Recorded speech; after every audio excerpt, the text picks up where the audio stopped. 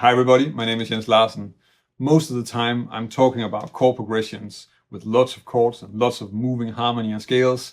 But of course there are also cases where we are improvising over a single chord for a longer period of time.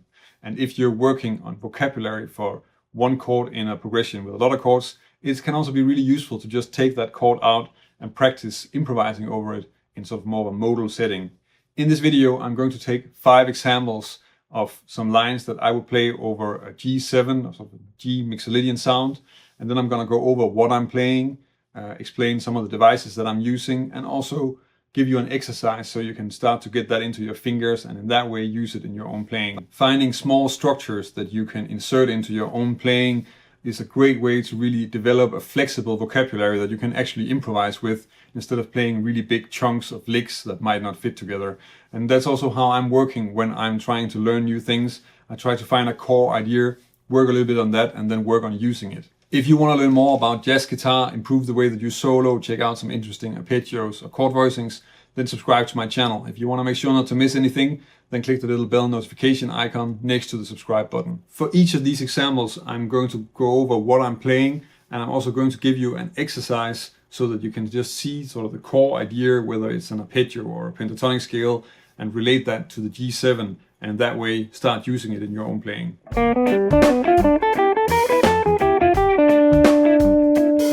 The first note in this first example is not even diatonic to G7 because it's a leading note to the third, so it's an A sharp or a B flat going up to the third, so the B. Then we get this sequence in a G7 arpeggio, so first the third, and then down to the root, skip up to the 5, then down to the third, and then the 7th, 5, and then all the way up to the 9, and then down to the root. And from the root here in the second bar, I get first this ascending chromatic idea where I go from G and then chromatic movement up from A to B, so,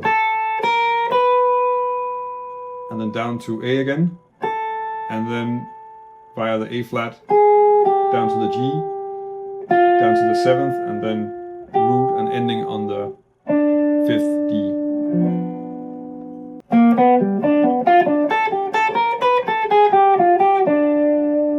The basic idea in this lick is to use an arpeggio and then use a sequence in that arpeggio to create a melody.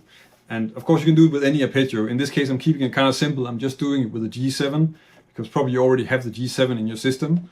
So if we take a G7 arpeggio like this one,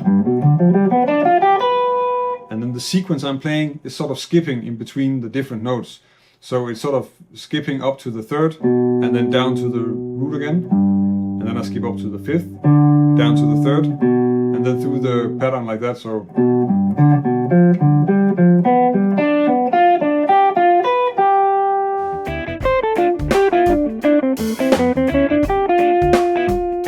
the main idea in this example is to use a D minor pentatonic scale over the G7. So that's also what the biggest part of the lick actually is. So first we have this pattern, which is a D minor 7 arpeggio. Then we get this, which is kind of a D minor triad inversion, and then this part, which is again also heavily sort of coming out of this D minor pentatonic scale. So we have, and then I'm going into this chromatic movement from the 3rd up to the 5th on the G7, so from B, and then skipping up to the root, and then down to the 7th. So the whole thing sounds like this.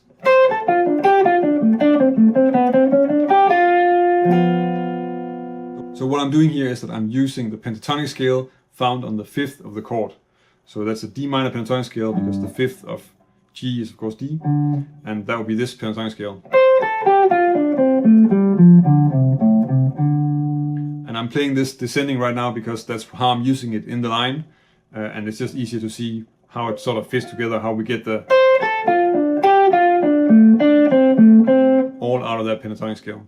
The reason that I can keep on publishing videos like this every week is that I have a community of people over on Patreon that are supporting the channel. If you want to help me keep making videos, and if you also want to give me some input on what kind of videos you would like to see, then join us over on Patreon. And of course, if you're supporting me over there, I can also give you something in return for your support.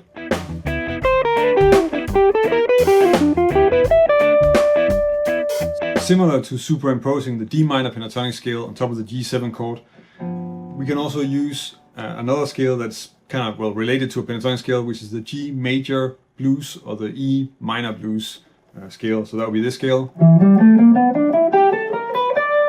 And of course, it's not really giving us any new material besides this leading note to the third, but that can also give us a lot of color already.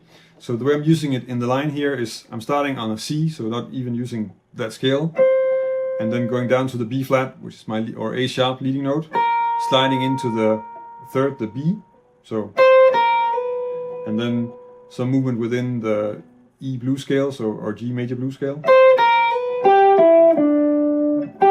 Going up to the G here, and then up the scale, and then I'm introducing a G7 arpeggio just to sort of really get the color, the G7 across as well, because we don't have an E in that scale. So skipping up to the 13, the E, and then ending on the 5th D. So what I'm using here is the E blues scale or the G major blues scale, that would be this scale.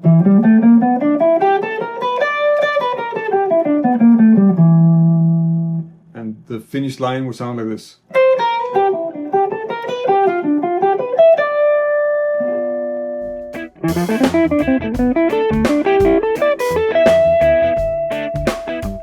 Another great sound with a lot of interesting melodies that you can tap into with fairly little effort is to start using chordal arpeggios in your Mixolydian lines.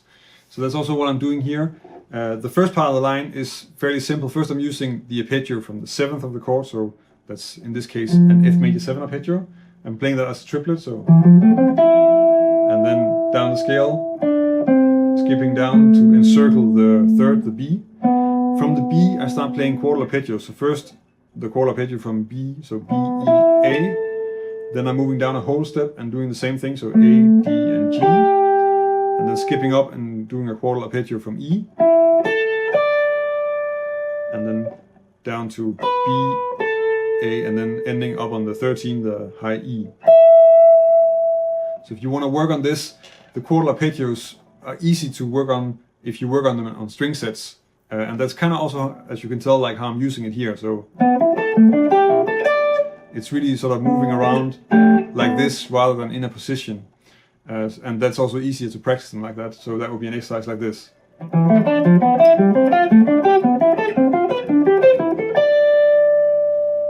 And of course you can practice this in scale positions as well. But I would say, like, try and work on first the string sets. You can do this string set and also the high. And maybe the one that's found here as well. Once you start to get used to it, it's not so difficult to check out. And it's extremely good for your right hand as well, because you're doing a lot of cross picking, playing alternate picking across 3 strings all the time.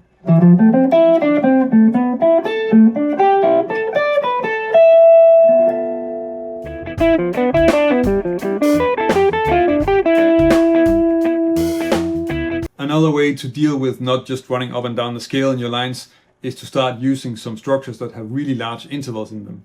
And of course, I already mentioned the chordal arpeggios that work really well for this.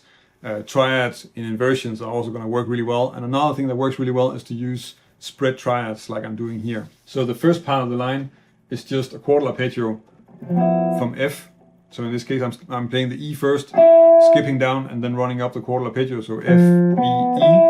Now this arpeggio is kind of a mirror of this G major triad. So it's kind of easy to play and keep in mind like that. So they're associated. For me, they're somehow associated like that. So,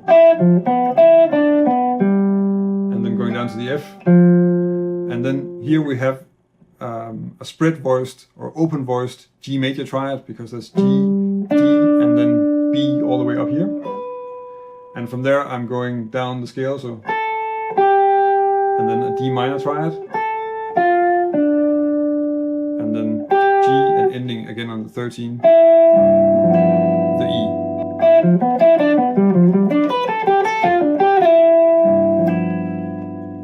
And it kind of sounds nice if you do the slide. So if you want to work on these open voice triads, then I think a good place to start is just to learn the major triad in inversions, and that will be this exercise. Now this can be kind of tricky to learn in the beginning because you have a lot of different string skips, but it is also really a great exercise for your right hand, and definitely something you want to check out if you want to develop some flexibility with alternate picking and using sort of different string configurations, which is something that makes a lot of things a lot easier if you start getting into your playing. If you want to check out another video that's based on this idea of taking a type of chord and then using some different options on top of it, then check out this video where I'm going over 10 different arpeggios that you can use over a minor 7 chord. If you want to improve your guitar playing and this is the first time you see one of my videos, then subscribe to my channel. These are the kind of videos that I'm publishing here every week. And of course, if you want to help me keep making videos, then check out my Patreon page. That's about it for this week. Thank you for watching, and until next week.